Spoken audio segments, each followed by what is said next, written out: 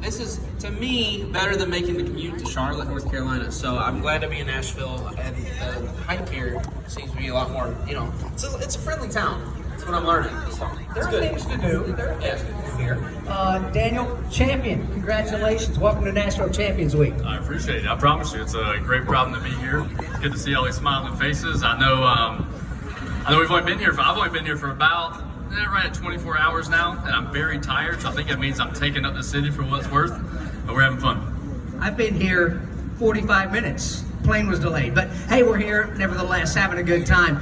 Again, if you have a question, put your hand up. We'll get your questions here in just a second. Ben, let's go ahead and talk about it. Championship race at Phoenix, locked it up. The most memorable post-race press conference I think anybody's had. Loved it. Oh my God, that's great. Do you remember the post-race press conference? About half of it. And here's the thing, so Duke Thorson, our team owner, wanted to watch that. He thinks it's the funniest thing in the world. Like, if you know Duke, it's all about jokes to him. Like, okay, so I got in a fight with Johnny Sauter 2017. 2018, he's my teammate. We're in matching fire suits. Like, it's whatever he can do to make a joke out of stuff, he's all about it. So you got to believe that he was trying to make us watch the press conference just a couple days after it happened. And there's no way I could watch that without some more bud, say some margaritas. So I watched it. Yeah, it went by quick because I was about the same. Daniel, we talked, I guess it was the Thursday before your race. Yep. At media day, you and I was sitting there having a chat, and you said, I don't think about it. I don't want to know what it's going to be like to be champion. But now you've had a couple of weeks to absorb that and really process it. What's it like to finally be called champion? It's just gratifying, right? I mean, I started racing at 5 years old, and you're trying to, kind of grind it out in the trenches your whole life, and you never know where that destination is or what that destination is going to be. But I told everybody, from that time to now, the journey has been everything, and the journey to be able to be called a champion at one of the top 3 series. Heck, I remember watching Ben race growing up, and I just think about everyone that's came before me that's been called champions, the people that I've idolized and looked up to, right? I mean, those are icons of our sport, and to have your name amongst those, like that's all you can ever, hope for out of your career. You think it's ever going to happen? Probably not. But now to be a couple weeks removed, obviously very busy since then, which is a great problem. And I think we all hear the cars. That means we're gonna have some fun tonight. But no, like doing stuff like this, man, this is incredible. The more of this you do, the more it sets in, and it's been special. You started racing at 5 years old. Ben, how old were you? Yeah, I was 7, just turned 7. See, 5 and 7 years old. You guys can you remember what you were doing at 5 or 7? I barely got out of Pampers at 5 and 7. Let alone trying to drive a race car. I can tell you, I have a 1.5-year-old little girl, and I think to myself, I actually strapped in a go-kart at like 3.5, 4 years old, and a dirt bike at the same time, give or take. I'm like, my parents had lost their you-know-what. Like, they had lost their mind to put me in something being that small, but hey, good for you, Mom. We made it. Made it. Any questions for Ben Rhodes, Daniel Hemrick? You guys are shy. Anyway, yeah, go ahead. What do you got? Absolutely.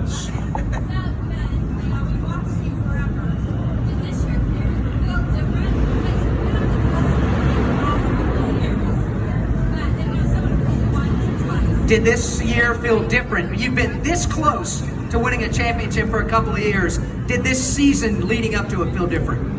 It's weird because, like, consciously, no, I didn't think it was different. But, looking back at it now, yeah, it certainly was.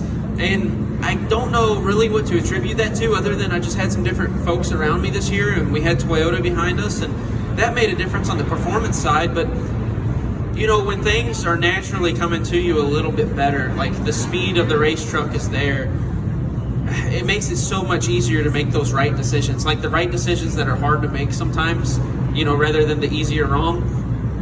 It made those decisions so much quicker and more natural for me on the racetrack because, the race is coming to you and you're not chasing it as much. And I think over the season, like, that adds up, and subconsciously you're performing better because of that. I don't know, racing's a really big mental sport, as Daniel and everybody knows. Like, there's a lot of up and downs, and there's a lot that you can't control. So when you have stuff that's coming to you and the races are coming to you without having to work as hard, it just, I don't know, it makes it easier, but the decision-making process are that much quicker and your performance is elevated. So Get your questions ready. Daniel, we got to go back the week before Phoenix. Let's go to Martinsville.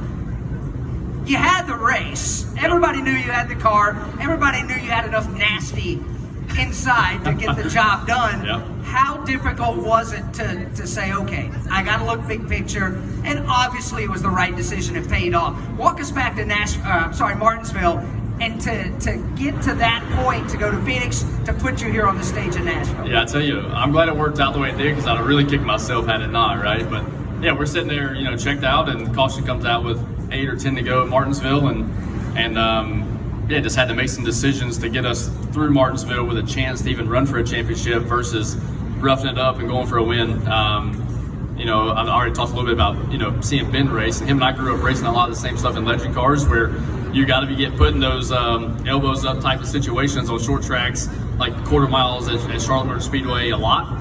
So it's definitely not a matter of what I wanted to make happen in that moment. It's what I had to do in order to give our team the ultimate shot to go run for a championship. And, we had to take our licks that day, and unbelievable how they gave us that opportunity once we got to Phoenix. Were you the one that made the decision, or did somebody get on the radio and make that decision for you? Well, so, it was a kind of an all-in thing, right? I knew kind of what needed to happen. I knew the decision I needed to make put our team in the best position for Phoenix, but also wanted to have that clarity from my crew chief, Dave Rogers, from my spotter, like, hey man, we got your back. Whatever you think's right here, and that's all you want, right? You want, win, lose, or draw. You want everybody to go down swinging and pulling the rope the same direction. That day we necessarily couldn't go down swinging because we needed to pull the rope the same direction at Phoenix, and we agreed to make the decisions we made to end up not winning that race. But man, I promise you, it made Phoenix that much more special. Who's got a question for Daniel Hemrick or Ben Rhodes? Yes. Daniel, kind of walk us through that last lap at Phoenix and what your feelings and emotions. Yeah, Tell us about the last lap. That's a great question. Somebody said, "What were you thinking about?" And I said, "I don't think I was. I think I was just, It's funny. My crew chief Dave Rogers, he talked all year about, man, we just want you, reacting off instincts. Things you've done your whole life, you get you here. Like, not be thinking about it. And that was one of those moments for me, right? I honestly hadn't been very good in the short run all night at any part of the race. We were not very good the first 20 laps. Now you got us to lap 30 on, unbelievable. He made an adjustment there that we took off there a couple short runs. I'm like, okay, I keep the 22 in sight, and that's all you needed. Actually, the restart before the one that led to the final lap you're talking about, I had a huge run the exact same way I passed him to win the race. I had a huge run without ever touching him to pass him before the caution came out. And that saved him, I felt like, and kept him in the lead. So I knew when the white flag came out, I just had to be within striking distance. And we drove into 3, and he gave me 3 feet or so to the bottom. He missed the bottom, but now granted, he drove in the corner really hard. He knew he was the most vulnerable you can possibly be, right? He drove in, gave me 3 feet, and that's all I needed. With our cars, had a little bit of clean air. I could surge the middle of the corner really fast, and just close enough to do what I had to do. We are in Nashville, obviously. There is plenty of music up and down Lower Broadway here, Ben. Or should I call you Ice? Which one should we go? Have you heard of his rap skills? This is Music City. It's not just country music. Can you give us a little? About a little Vanilla Ice? Or your selection. Champion's I choice. just got uncomfortable with that question. Did you got uncomfortable too? Okay, well here's the deal. I haven't been into the Bud Light yet, so okay. What are you waiting on? It's past noon. Okay, well it's past noon. It is Champions Week. You got a good point. Wannabes down the road. The team and I might end up there at some point, so that's all I'm going to say. Yeah, you're going to want to be there. Did you see the social media post of Ben rapping? I haven't seen it. Oh my gosh. I don't think I've seen it. Yeah, it's a good thing you didn't see it. And I'm glad you didn't see it. I'm impressed. I got to tell you, I'm impressed. I really am. Oh, thanks. What's the go-to? So if you're going down here, I'm not going to say you guys are going to go down here and grab a microphone and go at it, but Well, you got one, what are we You got listening a to? mic. If we pull the phone out, what are we listening to? You give me a glass of bourbon, I'll listen and sing anything. I don't care what it is. And I'm sure there will be some of that here in the next foreseeable future, but No, I don't know, man. I'm into about any and all kinds of music. My wife's from Oklahoma, big country music, but older, like 90s, Garth and whatnot. Like I said, glass of bourbon, some 90s country in any bar. It don't matter where you're at, especially in Nashville, you can have a good time. Any questions for Ben? Oh, yeah, go ahead. Ben, I got two.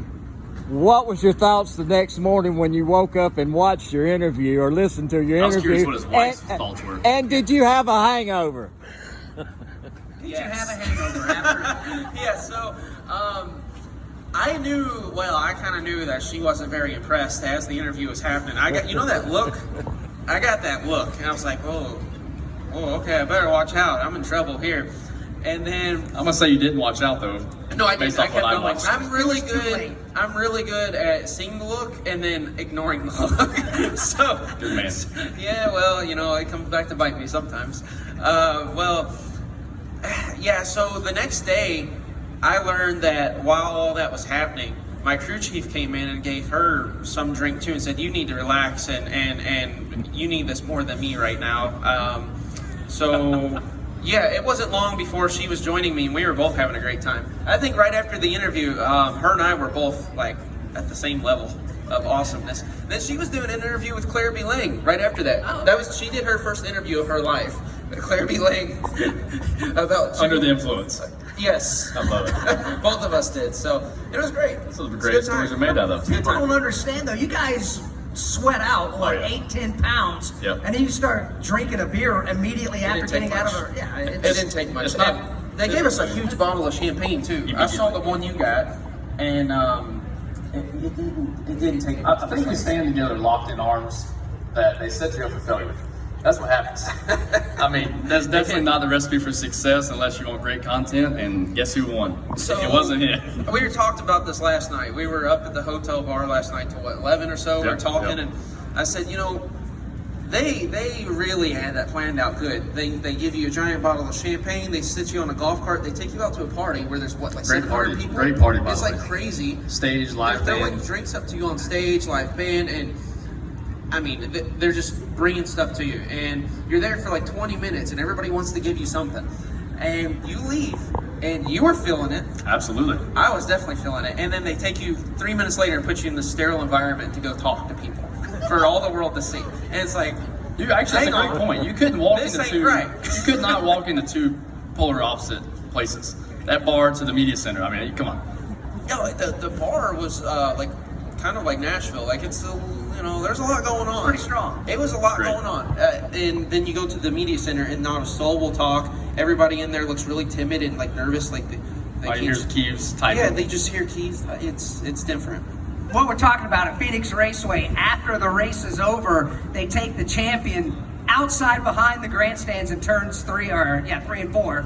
And they have this huge building that's a bar for the fans. They take the champions in there and toast them and give you Present your ring. give you your championship. I mean, they ring. probably gave me 4 or 5 different beers just in the 20 minutes I was in there. So Well, it would be impolite not to drink. that's what I said. Absolutely. Thank you. And I Absolutely. cracked one open, so they threw one on stage. I opened it, and then lo and behold, this is after like 3, and I sprayed. So Tamara Camping World, sponsor of the whole series, is on stage with us, and Steve Phelps is up yeah. there, and I opened it, and I just sprayed both of them, and I felt so bad. Yeah. I was like, By the all way, right, here you go. Steve Phelps is the president of NASCAR. Yeah. About that time the night went. Yeah, he just gave me the ring, and I was like, "Oh, this is cool." And Good times. all over. Yeah. Hey, listen, guys, it's Champions Week. Enjoy it. You guys have earned it. Well deserved. Look forward to seeing you guys down here on Lower Broadway, not only the rest of tonight, but tomorrow and the rest of the week. Enjoy it.